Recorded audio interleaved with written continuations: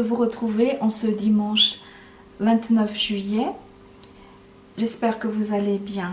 Voici les textes qui sont désignés pour nous pour ce jour. C'est dans Ésaïe 61, versets 1 à 3, 2 Corinthiens 5, versets 1 à 10, Marc 6, versets 1 à 6. Commençons par lire nos textes. Nous lisons dans Ésaïe 61, versets 1 à 3. Au nom de Jésus, l'Esprit du Seigneur Dieu est sur moi. Le Seigneur, en effet, a fait de moi un Messie. Il m'a envoyé porter joyeux message aux humiliés, panser ceux qui ont le cœur brisé, proclamer aux captifs l'évasion, aux prisonniers l'éblouissement, proclamer l'année de la faveur du Seigneur, le jour de la vengeance de notre Dieu, réconforter tous les endeuillés, mettre aux endeuillés de Sion un diadème, oui, leur donner ce diadème et non pas de la cendre, un onguent marquant l'enthousiasme et non pas le deuil, un costume accordé à la louange et non pas à la langueur. On les appellera térébinthes de la justice, plantation du Seigneur, destinée à manifester sa splendeur. Nous continuons la lecture dans 2 Corinthiens 5, versets 1 à 10, au nom de Jésus. Car nous le savons, si notre demeure terrestre, qui n'est qu'une tente, se détruit, nous avons un édifice, œuvre de Dieu, une demeure éternelle dans les cieux, qui n'est pas faite de main d'homme. Et nous gémissons dans le désir ardent de revêtir par-dessus l'autre notre habitation céleste, pourvu que nous soyons trouvés vêtus et non pas nus. Car nous qui sommes dans cette tente, nous gémissons accablés. C'est un fait. Nous ne voulons pas nous dévêtir, mais revêtir un vêtement sur l'autre, afin que ce qui est mortel soit englouti par la vie. Celui qui nous a formés pour cet avenir, c'est Dieu, qui nous a donné les arts de l'esprit. Ainsi donc, nous sommes toujours pleins de confiance, tout en sachant que tant que nous habitons dans ce corps, nous sommes hors de notre demeure, loin du Seigneur, car nous cheminons par la foi et non par la vue. Oui, nous sommes pleins de confiance et nous préférons quitter la demeure de ce corps pour aller demeurer auprès du Seigneur. Aussi, notre ambition, que nous conservions notre demeure ou que nous la quittions, est-elle de plaire, car il nous faudra tous comparaître à découvert devant le tribunal du Christ, afin que chacun recueille le prix de ce qu'il aura fait durant sa vie corporelle, soit en bien, soit en mal. Et nous finissons la lecture dans Marc 6, versets 1 à 6, au nom de Jésus. Jésus, parti de là, il vient dans sa patrie et ses disciples le suivent. Le jour du sabbat, il se mit à enseigner dans la synagogue. Frappé d'étonnement, de nombreux auditeurs disaient « D'où cela lui vient-il? Et quelle est cette sagesse qui lui a été donnée? Si bien que même des miracles se font par ses mains. N'est-ce pas le charpentier, le fils de Marie, frère de Jacques et de José, de Jude et de Simon? Et ses sœurs ne sont-elles pas ici chez nous ?» Et il était pour eux une occasion de chute. Jésus leur disait « Un prophète n'est méprisé que dans sa patrie, parmi ses parents et dans sa maison. » Et il ne pouvait faire là aucun miracle. Pourtant, il guérit quelques malades en leur imposant les mains et il s'étonnait de ce qu'ils ne croyaient pas. Amen. Y a-t-il une idée qui soit commune aux trois textes? La voici. Il y a deux mondes qui ont de la peine à se rencontrer. Ces deux mondes sont séparés. Le premier monde est le monde où l'esprit règne en force, et le deuxième monde est le monde où l'esprit peine à se faire voir. Il peine à avoir de l'influence. Dans le texte d'Ésaïe, on met en contraste deux aspects de personnes, on va dire. D'un côté, il y a quelqu'un qui est plein d'enthousiasme, vêtu d'une tenue de louange et qui porte un diadème sur la tête. Et de l'autre côté, il y a quelqu'un qui est en deuil, habillé à la façon de quelqu'un d'abattu, et il porte sur sa tête de la cendre. Le premier est habité par un esprit de louange, alors que le deuxième est habité par un esprit d'abattement. Dans la lettre de Paul, ce sont deux habitations qui sont mises en contraste. D'un côté, il y a une tente à moitié détruite. Et de l'autre côté, il y a un édifice, une belle maison qui n'est pas faite de main d'homme. C'est Dieu qui l'a faite. La maison est habitée complètement par l'Esprit de Dieu, et la tente ne l'est pas complètement. Dans le troisième texte, nous avons aussi ces deux visions contraires, deux façons de voir contraires qu'on n'arrive pas à concilier. D'un côté, les gens qui connaissent Jésus le voient comme un homme normal, comme un homme semblable à eux. Mais d'un autre côté, ils le voient comme habité d'une sagesse sans nom, une sagesse extraordinaire, si bien que de ses mains sortent des miracles. Il leur est impossible de concevoir qu'il puisse s'agir d'une même personne. Voilà, d'un côté, on voit bien l'esprit de sagesse qui remplit la personne de Jésus, et de l'autre côté, on ne voit que son apparence. Le défi est de concilier ces deux mondes. Oui, nous sommes humains, mais nous ne sommes pas que humains. Il y a une petite partie en nous qui est divin, et cette partie est appelée à grandir et non à mourir. Oui, nous pouvons être abattus, mais une chose à faire pour changer cet état d'abattement, c'est de louer. Il faut commencer à louer, même dans le deuil et l'abattement. C'est la façon de sortir de l'abattement. Oui, nous habitons un corps mortel, un corps qui se dégrade de jour en jour, mais ce corps ne sera pas notre habitation définitive. Un autre corps nous attend, si nous le voulons bien. Oui, nous sommes pécheurs, fils de pécheurs et filles de pécheurs. Mais notre vrai Père n'est pas notre Père terrestre, c'est Dieu. Nous sommes fils et filles de Dieu comme Jésus. Peut-être que nous ne sommes pas encore semblables à Jésus, mais c'est pour cela qu'il est venu. C'est pour montrer comment être comme lui, comment devenir un vrai enfant de Dieu. Alors parler c'est facile, mais concrètement c'est un peu plus compliqué. Comment devenir un vrai fils et une vraie fille de Dieu? La première chose qui distingue l'enfant de Dieu, c'est la louange.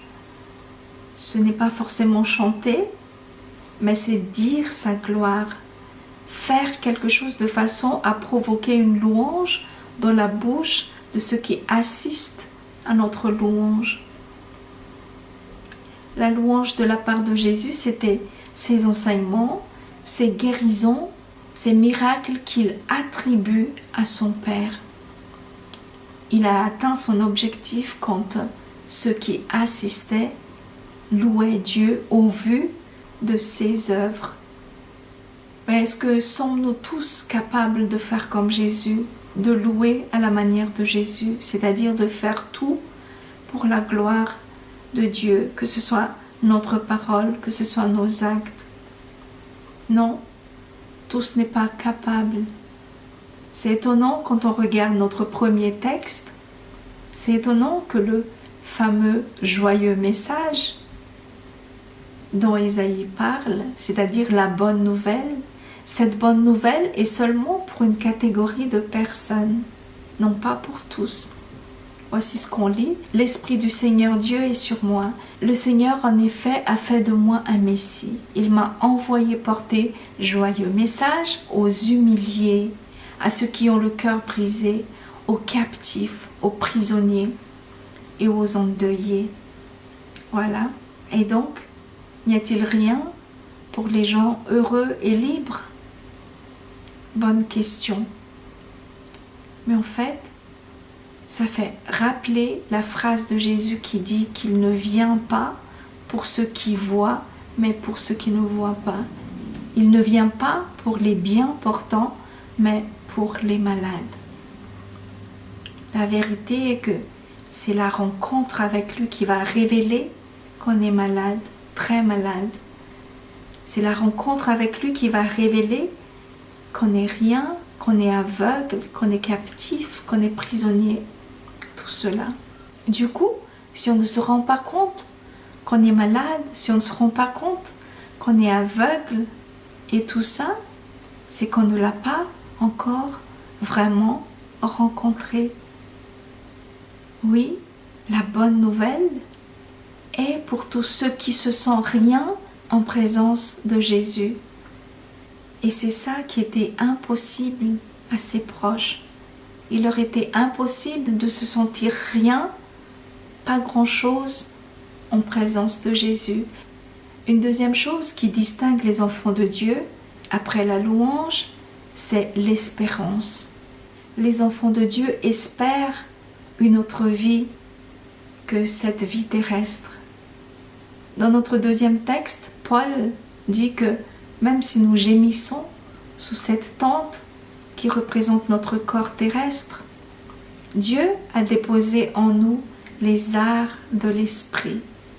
Les arts de l'esprit, ce n'est pas encore l'esprit dans toute sa splendeur, dans toute sa force, mais c'est la graine d'esprit. Il renferme en lui toutes ses possibilités. C'est comme un chèque d'une grande valeur d'argent. C'est pas encore des billets d'argent, mais c'est tout comme. C'est un chèque. Être enfant de Dieu, c'est savoir qu'on est riche, même si on ne voit pas encore l'argent. Du coup, on peut rire intérieurement de ceux qui croient qu'on est pauvre. Et surtout, on peut bannir la peur. Rien n'est grave. Rien de ce qui peut nous arriver n'est assez grave puisque rien ne nous enlèvera ce nouveau corps qu'on aura plus tard. Même pas la mort ne peut nous enlever cette autre vie. Au contraire, elle nous en rapproche. Une troisième chose qui distingue les enfants de Dieu, c'est la sagesse. Notre troisième texte parle de cette extraordinaire sagesse qui est en Jésus. La sagesse sortait et de sa bouche et de ses mains. Le texte dit, de nombreux auditeurs disaient « D'où cela lui vient-il et quelle est cette sagesse qui lui a été donnée, si bien que même des miracles se font par ses mains ?» Alors, nous connaissons le sage, celui dont la sagesse apparaît dans ce qu'il dit et ce qu'il fait. Mais le sage, par les mains, on connaît moins. Normalement, celui qui fait des miracles par ses mains, on l'appelle magicien et non un sage. C'est étonnant que les gens de l'époque de Jésus attribuent les miracles faits par ses mains à la sagesse qui est en lui. Mais en fait, c'est ça, c'est l'accumulation des talents, c'est l'accumulation de dons chez lui qui frappe. Tout ce qu'il fait est parfait, tout ce qu'il fait est extraordinaire. Des magiciens, il devait y en avoir beaucoup, mais des magiciens qui parlent comme lui, il parle, des magiciens sages, des magiciens qui auraient sa droiture, des magiciens qui auraient son aura? Je pense qu'il n'y en avait pas.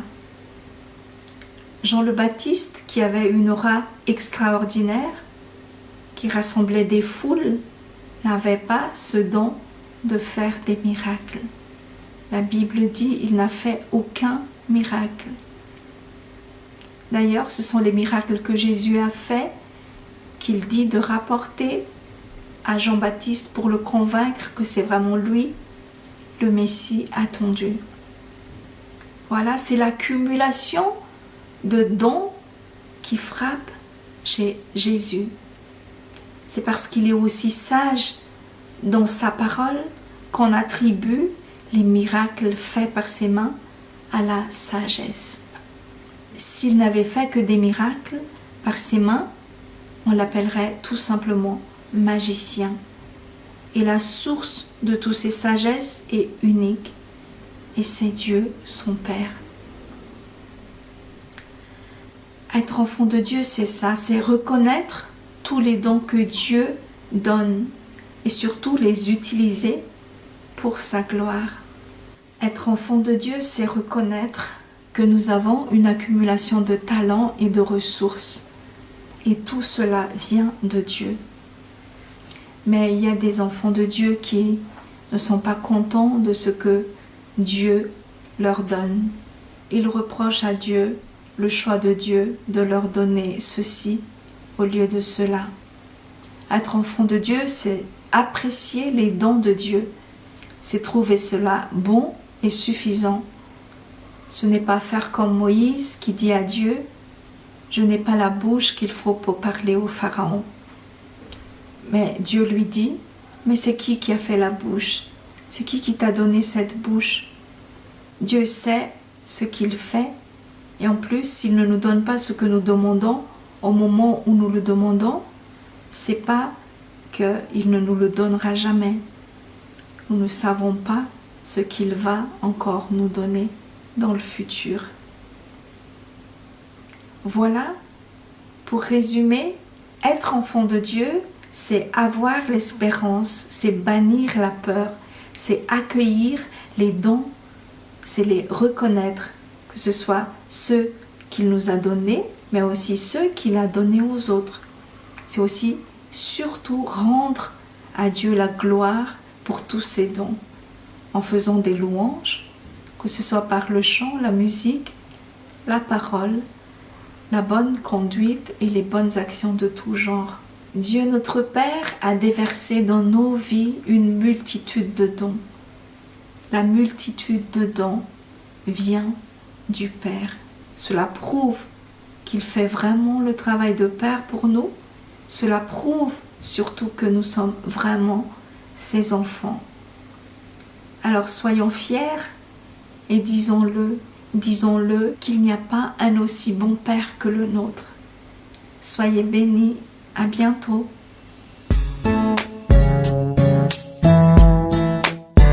Hey, hey, hey, hey, hey. Ooh, yeah, yeah, yeah, yeah, yeah, yeah, yeah.